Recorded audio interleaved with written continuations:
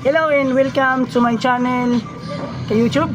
This is Yoyo TV YouTube channel. So mayroon naman tayong ituturo ngayon na basic tutorial para sa ating mga kapatid dyan na mga pintor at saka DIY din tayo sa mga sa mga bahay. So ngayon so watch this my video. Shut up. So ngayon mga pre, ating tuturo sa inyo na basic tutorial kung ano ba dapat natin unahin kung nagpipintal tayo ng ating mga sasakyan. So ngayon mga pre, itong una at ibibigay ko sa inyo ng basic tips. So ang pinakauna kay yung bumili kayo ng ng wash primer. Kasi yun ang una na ilalagay natin sa bakal. At saka pagkatapos bumili ka rin ng ng automotive primer anti-corrosion please.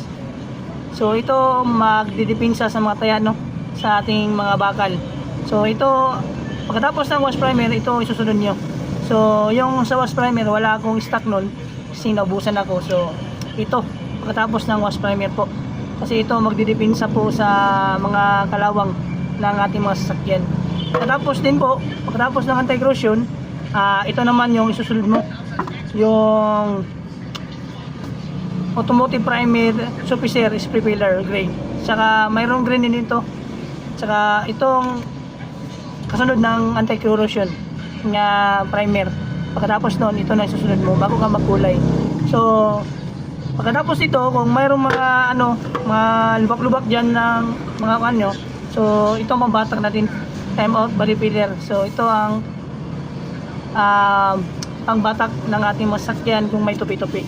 So pagkatapos din ito, so maglagay ka muna ulit ng primer Sufficer para yung pula ng body filler.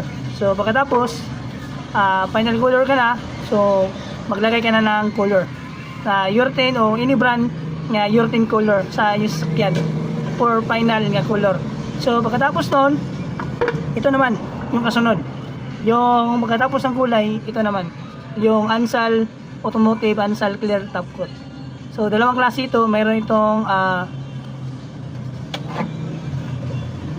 car shoe. So sa itong brand, so madaming top coat ng klase, yun sa aking likuran yun, madaming klase, pero kayo na bumili kung ano sa inyo. So yun lang. Ito pala yung yung automotive wash primer, yung una i-apply mo sa bakal. Ito. So yun lang mga ka-YouTube. Then please to subscribe and like and share and comment to my YouTube channel. So thank you. God bless everyone.